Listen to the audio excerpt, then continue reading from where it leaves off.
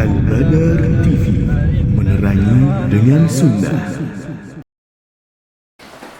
Bismillahirrahmanirrahim. Alhamdulillah wassalatu wassalamu ala rasulillah wa ala alihi wa ashabihi ajma'in. Amma ba'd. فإن أصدق الحديث كلام الله وخير الهدي هدي محمد صلى الله عليه وسلم وشر الأمور محدثاتها فإن كل محدثة بدعة وكل بدعة ضلالة وكل ضلالة في النار أعاذنا الله وإياكم من النار وما يقرب إليها من قول أو عمل أو اعتقاد. Ikhwani rahimani wa rahimakumullah.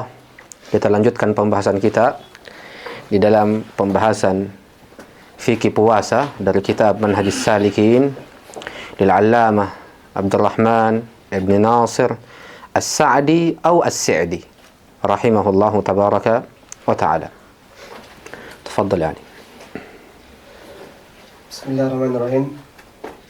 قال المؤلف رحمه الله: ويجب صيام رمضان على كل مسلم بالغ عاقل قادر على الصوم برؤية هلاله أو إكمال شعبان 30 يوما.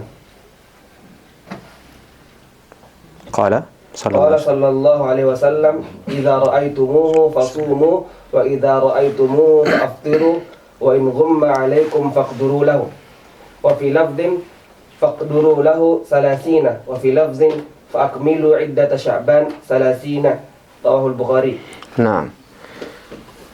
Al-Imam As-Sa'di rahimahullahu tabaraka wa ta'ala mengatakan di dalam matanya, wa yajibu siyam Ramadan, dan wajib puasa Ramadan ala kulli muslim, kepada setiap muslim, baligh, orang yang baligh, aqil, orang yang berakal, qadirin ala saum, orang yang mampu untuk berpuasa. Jadi Al-Imam As-Sa'di rahimahullahu tabaraka wa ta'ala menjelaskan di poin ini hal-hal yang berkaitan dengan syarat-syarat berpuasa.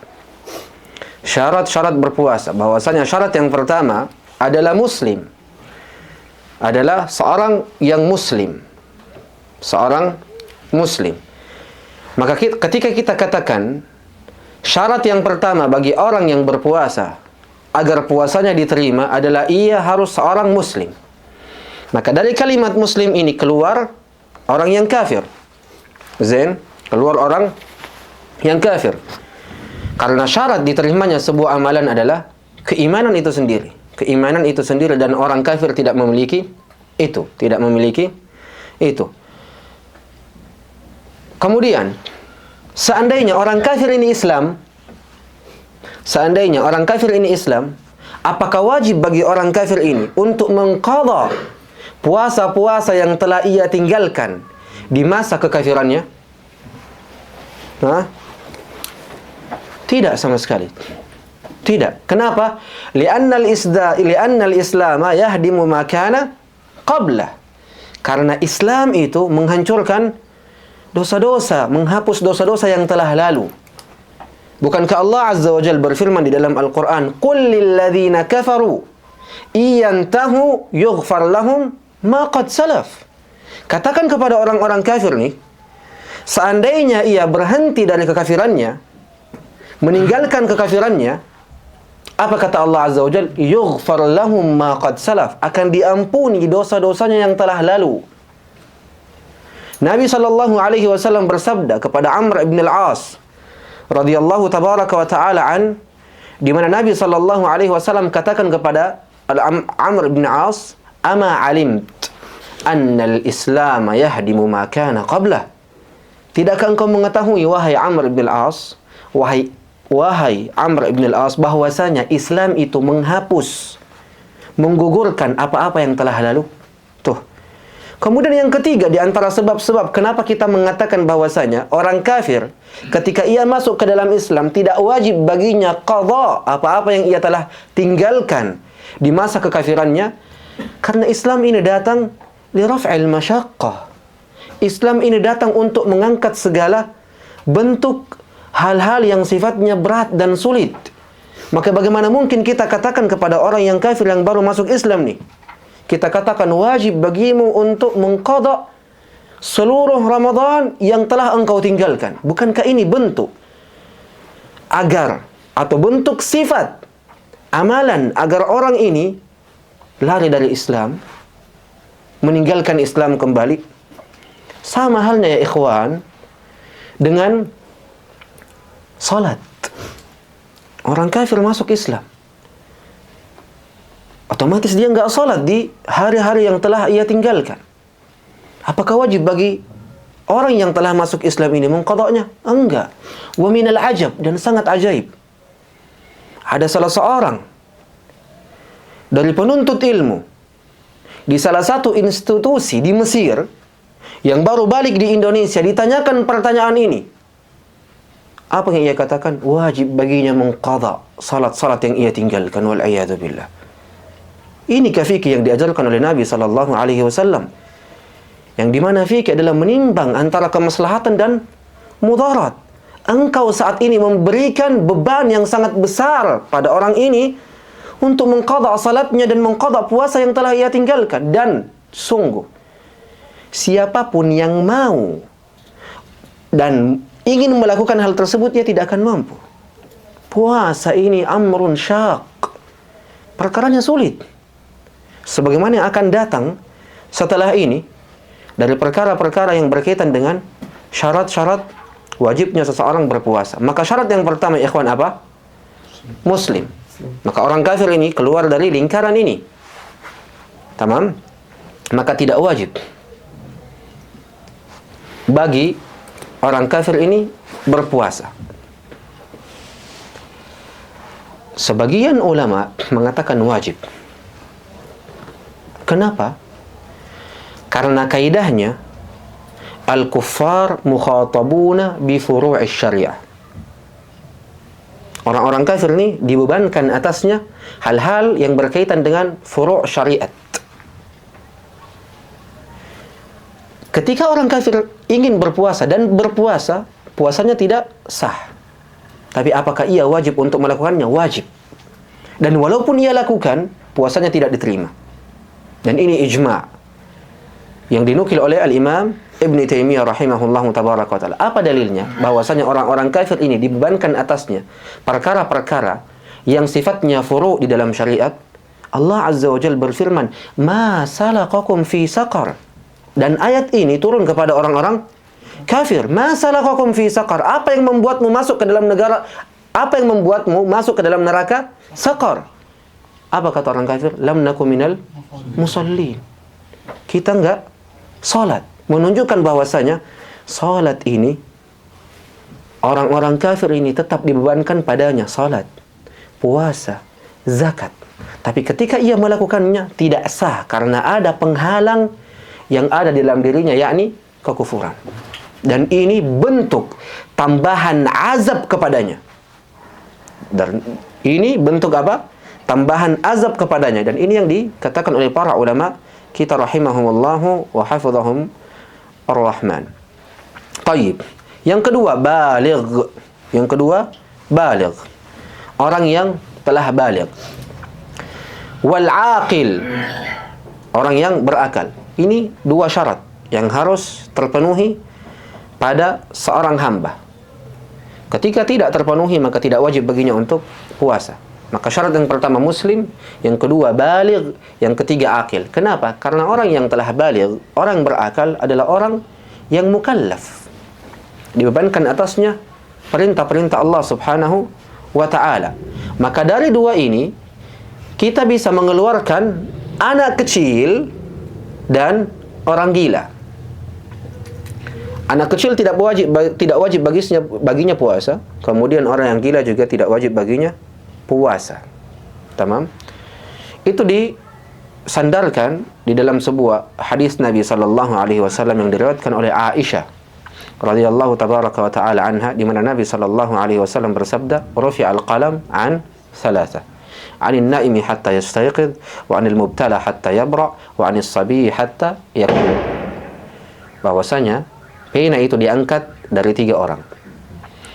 Orang yang tidur sampai ia bangun, orang yang gila sampai ia sembuh, dan orang yang kecil, anak kecil sampai ia besar. Tuh. Maka Orang yang gila ini, ikhwan, tidak wajib baginya puasa. Kalau orang gila puasa, apakah diterima atau tidak? Soal. Orang gila tidak wajib baginya puasa. Tapi kalau orang gila ini puasa, apakah diterima puasanya atau tidak? Tidak. Kenapa? Karena ia tidak memiliki akal. Dan akal, kata ulama usuliyun, mahallut taklif. Bagaimana mungkin ia memiliki niat untuk berpuasa, ta'abbudan lillahi tabaraka wa ta'ala? Maka walaupun ia berpuasa, secara zahirnya enggak bakalan diterima karena tidak ada niat untuk beribadah kepada Allah Azza wa Jalla. Akal, enggak punya akal, mahallut taklif. Berbeda dengan anak kecil. Anak kecil memang tidak wajib baginya puasa. Tapi kalau dia berpuasa, maka puasanya sah. Dan bagi bapaknya pahala. Tapi memang tidak wajib atasnya. Tidak wajib atas anak kecil. Kita berbicara anak kecil yang mumayyiz. Apa itu mumayyiz? Sudah bisa membedakan antara hak dan batil. Ketika kita katakan ini kebenaran atau kebatilan, dia sudah tahu bahwa ini hal yang benar dan ini hal yang salah. Ini makna as-sabi al-mumayyiz. Maka as-sabiyul mumayyiz ini enggak wajib baginya untuk puasa. Tapi kalau dia berpuasa, puasanya sah atau tidak? Puasanya sah karena masih ada akal. Makanya kata para ulama, anak kecil yang mumayyiz itu diperintahkan untuknya berpuasa selama ia mampu. Tuh. Kalau ternyata ia belum mampu, maka kita perintahkan ia sebagai bentuk pembiasaan. Bagaimana caranya? Puasa dulu setengah hari. Belum mampu puasa sampai jam 9 pagi. Setelah itu, mampu diet, kita tambah sampai zuhur. Mampu, kita tambah sampai asar. Mampu, full. Sebagai bentuk pembiasaan. Dan salaf melakukan hal yang sama. Di mana diriwayatkan dari sebuah hadis dari Rubai' bintu Muawwid, di mana Rubai' bintu Muawwid pernah berkata, arsalan Nabi sallallahu alaihi wasallam ghadata Ashura ila qura al-Ansar. Kemudian Nabi bersabda, man asbaha muftira falyutimma baqiyata yaumih wa man asbaha sha'ima falyasum. Nabi sallallahu alaihi wasallam ketika diturunkan kewajiban untuk berpuasa Ashura, Nabi katakan siapa yang berbuka hari ini hendaknya ia menahan dari makanan, minuman dan jima sampai maghrib. Dan siapa yang terlanjur puasa, maka lanjutkan puasanya. Rubai' bint Muawwid berkata, kunna nasumuhu ba'd wa nusawwimu sibyanana. Dahulu kita tuh berpuasa. Dan kami pun juga mengajari anak-anak kami nih, keturunan kami nih, generasi yang akan datang nih, cara berpuasa yang benar. Wa naj'alu lahumul lu'bah minal ihin. Kemudian kita membuatkan mereka mainan dari bulu-bulu. Fa idza baka ahaduhum 'ala at-ta'ami a'tayna. Kalau ternyata anak kecil ini enggak mampu menahan dan menangis karena lapar, kita kasih tuh mainan-mainan yang kita buatkan dari bulu. Hatta yakuna 'indal iftar, sampai datang waktu berbuka. Tuh. Ini cara salaf di dalam mendidik anak-anaknya. Jumhur ulama mengatakan bahwasanya anak yang kecil, yang mumayyiz, wajib untuk diajarkan cara berpuasa ketika umurnya 7 tahun. Kalau sudah umurnya 10 tahun, itu dipukul. Qiyasan ala as-salah. Dan pendapat ini marjuh. Kenapa?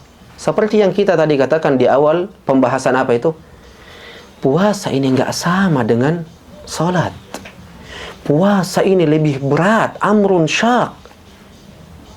Perkaranya lebih berat dan lebih sulit. Maka pendapat yang paling benar adalah diperintahkan anak kecil itu untuk berpuasa ketika memang ia mampu. Enggak ada kaitannya dengan umur. Ketika benar ia mampu. Karena puasa ini perkaranya berat, lebih berat dan lebih sulit daripada salat itu sendiri. Maka yang menjadi tolak ukurnya adalah kemampuannya, bukan umurnya. Karena ada sebagian anak-anak yang sudah mencapai umur 7 tahun, ia masih juga tidak mampu untuk berpuasa, dan itu waqi' terjadi. Makanya tolak ukur di dalam mengajarkan anak-anak untuk berpuasa apa? Kemampuannya di dalam berpuasa, bukan umurnya. Seperti yang diucapkan oleh jumhur ulama qiyasan ala as-salat. Kemudian yang keempat, syarat yang keempat, qadir ala shaum, ia mampu untuk berpuasa. Tuh, ia mampu untuk berpuasa. Apa kaidahnya? La wajiba ma'al ajzi. La wajiba ma'al ajzi. Tidak ada kewajiban bagi orang yang tidak mampu melakukan kewajiban itu. Apa dalilnya? La yukallifullahu nafsan illa wus'aha. Allah tidak membebankan suatu perkara kepada seorang hamba kecuali apa yang mampu ia lakukan, apa yang mampu ia kerjakan. Makanya ibadah-ibadah apapun ya ikhwan, itu tidak wajib kecuali kepada orang yang mampu, dan ini ijma'. Dan ini ijma' dinukilkan oleh Al-Imam Ibn Taimiyah rahimahullah. Al-ibadat la tajibu illa 'alal mustati'. Ibadah apapun tidak menjadi wajib kecuali lil mustati', orang-orang yang mampu saja. Tayyib. Apa dawabit, ketentuan, batasan seseorang dikatakan mampu? Tuh. Apa dhabitnya? Apa ketentuannya bahwa fulan ini mampu? Kata para ulama, al-qudrah hiya allati yahsulu biha al-fi'lu min ghairi madarratin rajihah. Seseorang dikatakan mampu untuk melakukan suatu ibadah ketika ia melakukan ibadah tersebut dan tidak ada kemudaratan yang rajih pada dirinya. Ini dawabitnya. Ini ketentuannya. Ketika seseorang melakukan amalan nih dan tidak ada mudarat padanya, maka pada saat ini kita katakan bahwasanya orang ini mampu untuk melakukannya. Mampu untuk melakukannya. Kemudian dari qadir ala shaum ini keluar siapa? Orang yang sakit. Orang yang sakit. Orang yang sakit bainahu wa bainallah. Dia sendiri yang tahu akan kemampuan dirinya kepada Allah Azza wa Jalla. Kalau ternyata dia berpuasa dan ada mudarat yang rajih yang akan terkena pada dirinya, maka pada saat ini kita tidak boleh katakan antum wajib untuk berpuasa. Tapi ketika tidak ada mudarat sama sekali, cuma flu saja, dan ia mampu untuk berpuasa, maka ia berpuasa. Karena dia sendiri yang tahu bahwa ketika saya berpuasa nih, nggak ada mudarat yang akan menghampiri ana nih, sehingga tetap wajib baginya untuk berpuasa. Maka maksud dari sakit di sini adalah sakit yang berat, sakit yang berat. Di sini ada beberapa permasalahan ya ikhwan. Di sini ada beberapa permasalahan. Tadi kita sudah sebutkan 4 syurut, tamam? Muslim, baligh, aqil, qadir ala shaum. Ada 3 tambahan syarat-syarat seseorang berpuasa. Yang pertama, ia wajib muqim, tidak musafir. Ini syarat yang kelima. Tidak disebutkan oleh Syekh, maka kita tambahkan muqim. Yang kedua atau yang kelima, tamam? Yang keenam, khaliyah anil haid. Perempuan terbebas dari haid. Yang ketujuh, perempuan terbebas dari nifas. Tamam, ini 7 syarat. Baik bagi laki-laki maupun perempuan, ketika syarat-syarat ini terpenuhi pada dirinya, maka ia wajib untuk berpuasa. Maka ia wajib untuk berpuasa. Di sini ada permasalahan ya ikhwan. Dari 4 syarat yang disebutkan oleh Syekh, seandainya di pertengahan Ramadan nih, di pertengahan Ramadan, tamam, orang kafir ini menjadi muslim. Orang yang baligh ini menjadi baligh. Tamam, orang yang belum baligh ini menjadi baligh. Atau anak kecil ini menjadi baligh. Orang gila ini sembuh dari kegilaannya dan menjadi orang yang berakal. Dan orang yang sakit ini sembuh dari sakitnya. Di sini ada pembahasan. Apakah ia wajib untuk menahan di hari itu atau tidak? Mafhum? Tamam? Tayyib. Adapun di hari selanjutnya itu biijma' kesepakatan ulama dia wajib untuk menahannya. Dia wajib untuk berpuasa di hari selanjutnya nih. Dan di hari yang telah lalu itu tidak diqadha sama sekali. Berbeda ketika orang sakit, tetap diqadha. Tapi saya berbicara pada 3 poin ini. Orang kafir yang menjadi muslim, anak kecil yang menjadi baligh, kemudian orang yang gila menjadi berakal. Apakah ia wajib untuk ketika itu berubah, sifatnya telah berubah, apakah ia wajib untuk menahan diri dari makan dan minum dan jima' di hari tersebut? Ijma'ul ulama, di hari selanjutnya wajib menahan karena dia telah menjadi ahlan lil wujub, telah menjadi orang-orang yang wajib untuk berpuasa. Adapun yang hari-hari yang telah ia lewati tanpa berpuasa, orang kafir, anak kecil, ataupun orang yang gila, maka tidak wajib baginya qadha. Tuh, tidak wajib baginya qadha, dan ini yang benar dari pendapat para ulama. Di sini ada khilaf sebenarnya, tapi yang rajih dia tidak qadha. Yang menjadi pertanyaan di sini di hari yang sama. Bukan di hari yang setelahnya atau di hari yang sebelumnya. Di hari yang sama nih. Apakah ia wajib menahan atau tidak? Atau melanjutkan ia berbuka? Man yujib?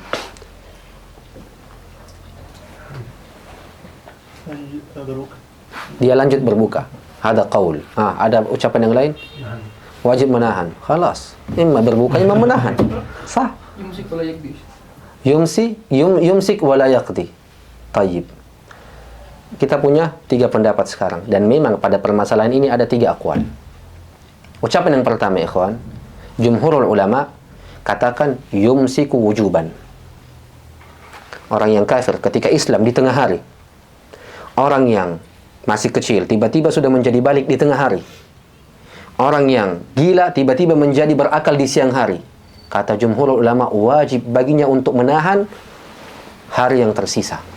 Kenapa? Ihtiram dzalika al-yaum. Sebagai bentuk penghormatan kepada bulan Ramadan, kepada hari di antara hari-hari bulan Ramadan. Tapi jumhur berbeda pendapat. Apakah di hari yang ia berbuka nih, kan sudah berbuka ya, dia wajib mengqadha atau tidak? Itu berbeda pendapat para ulama.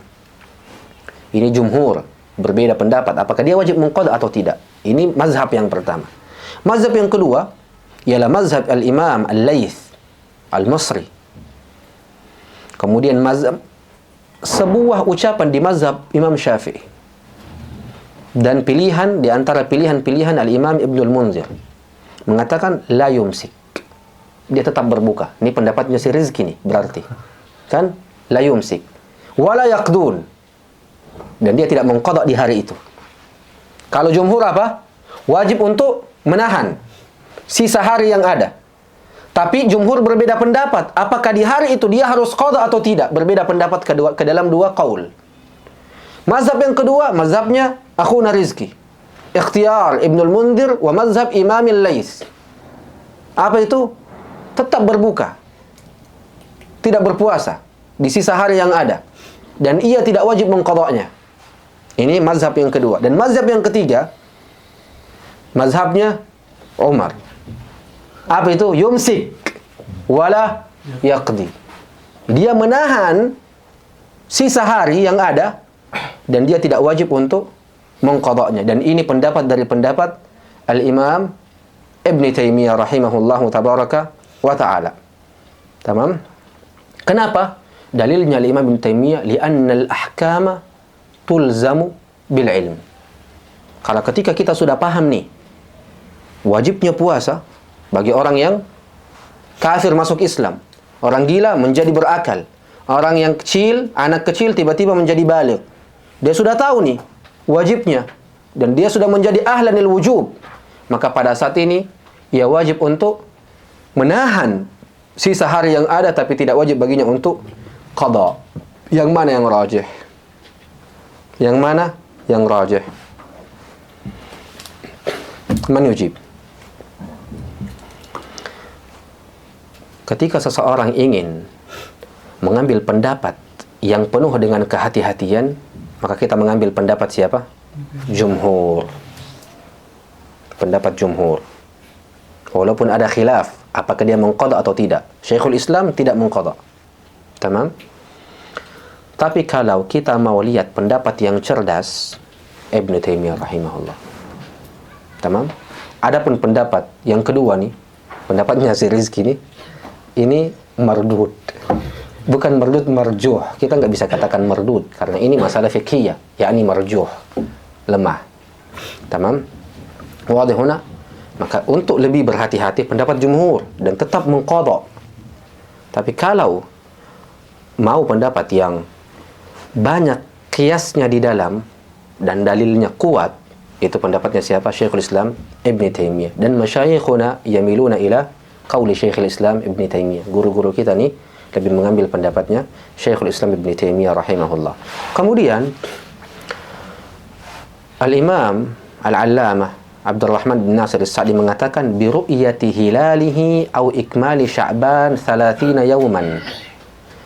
Di sini Syekh Al-Imam Abdurrahman Nasiruddin Al-Imam Abdurrahman Ibn Nasir As-Sa'di menjelaskan bab yang lain. Sebelumnya bab apa? Syurut as-siyam. Sekarang kita masuk bagaimana cara menentukan masuknya bulan Ramadan. Kata Syekh Sa'di biru'yati hilali, dengan melihat hilal secara langsung, atau ikmal Sya'ban 30 yawman, atau membulatkan bulan Sya'ban menjadi 30 hari berdasarkan hadis Nabi, idza ra'aitumuhu fasumu wa idza ra'aitumuhu fa'aftiru fa in ghumma 'alaikum faqduru lah. Kalau kau melihat hilal maka puasa, dan kalau kau melihat hilal Syawal maka berbukalah. Fa in ghumma 'alaikum, kalau kau tidak lihat disebabkan karena cuaca yang kurang mendukung atau awan yang menghalangi hilal tersebut, mendung cuacanya, faqduru lahu, maka bulatkan menjadi 30. Di riwayat yang lain faqduru lahu 30, bulatkan menjadi 30. Di riwayat yang lain fa'akmilu iddata Sya'ban 30, maka sempurnakan bilangan Sya'ban itu ke 30 hari. Maka cara menentukan masuknya bulan Ramadan hanya ada dua ya ikhwan. Melihat hilal secara langsung, dan ini mujma' alai, disepakati. Bahkan Al-Imam Ibnu Hazm menukil kesepakatan itu, dan Ibnu Taimiyah rahimahullah menukil kesepakatan itu. Ru'yah hilal Ramadan mujma' alai. Yang kedua, ikmal Sya'ban 30 yawman, membulatkan bulan Sya'ban menjadi 30 kalau dia tidak melihat hilal disebabkan karena cuaca yang kurang mendukung, cuaca mendung atau hal-hal yang lain, maka dia wajib untuk sempurnakan bilangan bulan Sya'ban ke 30 hari. Tayyib. Di sini kita akan membahas suatu permasalahan. Apa itu? Masalah menentukan masuknya bulan Ramadan dengan cara hisab. Cara hisab. Kalau kita perhatikan ya ikhwan, hadis Nabi ini. Hadis Nabi meletakkan hukum dan menggantungkan hukum masuknya bulan Ramadan dengan cara apa? Ru'yah. Tuh. Idza ra'aitumuhu ru'yah fasumu. Wa idza ra'aitumu hilal Syawal fa'aftiru. Fa in ghumma 'alaikum faqduru lahu 30. Tuh. Maka Nabi SAW menggantungkan hukum masuknya bulan Ramadan dengan cara melihat. Maka orang-orang yang menggunakan cara hisab ini adalah cara yang batil. Kita akan nukilkan ucapan para ulama. Al-Imam Ibn Daqiq al-Aid rahimahullah, wa ma adraka ma hu, sahib ihkamil ahkam tuh, penulis muqarrar kalian tuh, di kuliah syariah, Ibn Daqiq al-Aid rahimahullah. Apa kata beliau? Alladhi aqul, yang saya katakan, innal hisaba la yajuzu an yu'tamada alaihi fi shaum. Sesungguhnya cara hisab, metode hisab ni tidak boleh digunakan dan tidak boleh kita bersandar padanya pada perkara puasa. Tuh. Limuqaranatil qamari lisyamsi ala ma yarahu al-munajjimun. Karena ada kesamaan antara melihat bulan dan melihat matahari seperti orang-orang atau seperti cara yang dilakukan oleh orang-orang yang munajjim.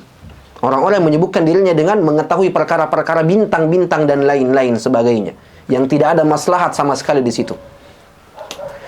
Kemudian Al-Imam Ibnu Daqiq Al-Id melanjutkan, fa innahum qad yuqaddimuna asy-syahra bil hisabi ala ru'yati bi yawmin aw yawmaini wa fi i'tibari dzalika ihdatsu syar'in lam ya'dhan bihi Allah. Maka cara metode hisab adalah cara yang baru yang menyelisihi syariat Allah Azza wa Jalla, cara yang tidak diizinkan oleh Allah Subhanahu wa taala. Siapa yang katakan ini? Ibnu Daqiq Al-Id, dan bukan kita. Ucapan yang kedua, Ibnu Battal rahimahullah, wa ma adraka ma hu, sahib syarhi Sahih al-Bukhari, salah satu pensyarah dari kitab Sahih al-Bukhari. Apa katanya? Fil hadis, daf'un li mura'atil munajjimin wa innamal mu'awwalu alaihi ru'yatul hilal wa qad nuhina 'anit takalluf. Tuh, di dalam hadis ada larangan untuk melakukan apa yang dilakukan oleh orang-orang yang menyebutkan dirinya dengan bintang-bintang, zodiak dan lain-lain sebagainya. Wa innamal mu'awwalu alaih, tapi yang wajib untuk kita lakukan adalah ru'yatul hilal, melihat hilal secara langsung. Wa qad nuhina 'anit takalluf, dan tidak ada kewajiban bagi kita untuk membuat cara-cara yang lain, mencari cara-cara yang lain dan memberatkan diri padanya. Nuhina, kita dilarang untuk memberatkan pada diri kita hal-hal yang tidak ada kaitannya dengan syariat sama sekali. Nabi menggantungkan hukum masuknya bulan Ramadan dengan melihat bulan, melihat hilal. Tuh. Kemudian nukilan terakhir, ucapan dari Al-Allamah Al-Hindi Siddiq Ibn Hasan Khan rahimahullah mengatakan apa? Wat-tawqitu fil ayyami wasyuhuri bil hisabi lil manazil al qamariyah bid'atun bittifaqil ummah.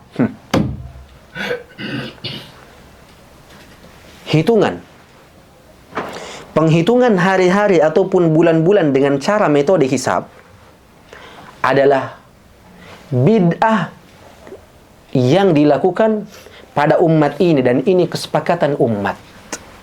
Lajnatud Daimah di Saudi sana mengatakan apa?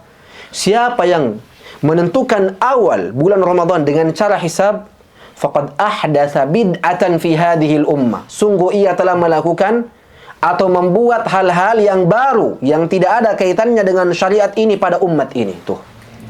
Wal khulasah, rangkumannya apa? Cara menentukan masuknya bulan Ramadan hanya ada dua. Ru'yatul hilal atau ikmal Sya'ban 30 yawman. Tayyib. Di sini ada permasalahan lagi. Ustaz, kalau salah seorang di antara kita nih melihat hilal, apakah wajib baginya untuk puasa? Salah seorang di antara kita nih, ketika melihat hilal, apakah wajib baginya untuk puasa? Atau lebih baik menyandarkan pendapat kepada ahlinya, yakni pemerintah. Dengan alat yang luar biasa, mustahil ia tidak melihat hilal. Kalaupun ternyata pemerintah salah, apakah kita ikut berdosa akan kesalahannya? Enggak ya ikhwan. Maka cara yang aman adalah kita mengikuti pemerintah dari sisi penetapan 1 Ramadan ataupun 1 Syawal. Engkau ikut pemerintah, itu cara yang paling aman. Dan pemerintah tidak melihat hilal di satu titik ya ikhwan. Di banyak titik pemerintah menyiapkan alat-alat yang super canggih untuk melihat hilal itu. Maka ketika pemerintah melihat adanya hilal, mengumumkan hal itu, wajib bagi kita berpuasa. Maka cara terbaik di dalam menentukan 1 Ramadan ataupun 1 Syawal dengan mengikuti pendapat pemerintah dan bukan yang lain. Bukan organisasi-organisasi yang lain. Ikut pemerintah. Karena ketika pemerintah salah, engkau tidak berdosa atasnya. Karena memang amalan ini, tugas ini dibebankan kepada mereka. Wajtahad. Fa'idha asab falahu ajran. Wa idha akhta' falahu ajran wahid. Ijtahad. Maka ini penting untuk kita perhatikan, insyaAllah. Bab selanjutnya akan berkaitan dengan melihat satu orang, apakah ketika ada satu orang yang telah melihat hilal, apakah wajib baginya untuk berpuasa atau tidak. Dan di bab ini juga kita akan membahas hal-hal yang berkaitan dengan ikhtilaful matali'. Karena ada banyak sekali asatidah yang masih memegang pendapat bahwasanya matla' itu sama. Ketika Saudi sudah mengumumkan bahwa mereka telah melihat hilal, maka wajib untuk negara-negara kaum muslimin seluruhnya mengikuti pendapat Saudi. Wal'iyadu billah ya ikhwan, kif hada? Dan ini pendapat yang walaupun diucapkan oleh sebagian para ulama, tapi realita yang ada ini mukhalafah. Karena yang benar, apa yang dikatakan oleh Imam Ibn al-Utsaimin, bahwasanya matali itu berbeda-beda antara negara satu sama lain. Makanya kita akan bedakan nih ke dalam 3 mazhab nantinya. Kalau ternyata negara ini telah melihat, apakah wajib negara tetangga mengikutinya atau tidak. Kalau negara ini melihat dan negara yang jauh ini, tapi negara muslim ini tidak melihat, apakah wajib negara yang jauh ini mengikuti negara yang pertama. Dan ini permasalahan antara Saudi dan Indonesia tuh. Kalau Saudi melihat apakah negara Indonesia, orang-orang kaum muslimin di Indonesia wajib untuk berpuasa atau tidak, ini permasalahan yang wajib untuk kita ketahui. Karena banyak sekali dari pendapat-pendapat yang ada nih, pendapat-pendapat yang mengurangi persatuan di antara kaum muslimin di negara-negara tertentu. Coba deh bayangkan deh, kalau pendapat itu diambil, sedangkan pemerintah kita mengamalkan ikhtilaful matali, apa yang terjadi? Di sana puasa, di sini pemerintah baru berpuasa. Dan antum telah melihat realita yang ada, apa yang terjadi? Lebaran 3 kali diadakan. Naksabandia 2 hari sebelumnya telah melakukan. Organisasi yang lain 1 hari sebelum pemerintah telah melakukan. Pemerintah di akhir. Tuh, bukankah ini bentuk perpecahan di antara kaum muslimin? Yang sejatinya perkara-perkara seperti ini wajib untuk kita bebankan kepada pemerintah dan ikut kepada pemerintah. Maka ini hal-hal yang penting untuk kita perhatikan. Ittihad kalimatul muslimin min ahammil muhimmat. Persatuan ucapan kaum muslimin, kalimat kaum muslimin adalah perkara yang paling penting untuk kita perhatikan. Bahkan ketika pendapat yang engkau dapati adalah pendapat yang rajih menurutmu, tapi ini menyelisihi persatuan dari kaum muslimin yang ada di negara itu, maka antum pun harus berhati-hati darinya. Ini penting untuk kita perhatikan ya ikhwan, karena ini banyak terjadi di negara kita. Wa ilallahil mustaka wallahul musta'an. Naktafi ala hadzal qadar. Wa sallallahu ala nabiyyina Muhammadin wa ala alihi wa sahbihi wa sallam. Wassalamu alaikum warahmatullahi wabarakatuh.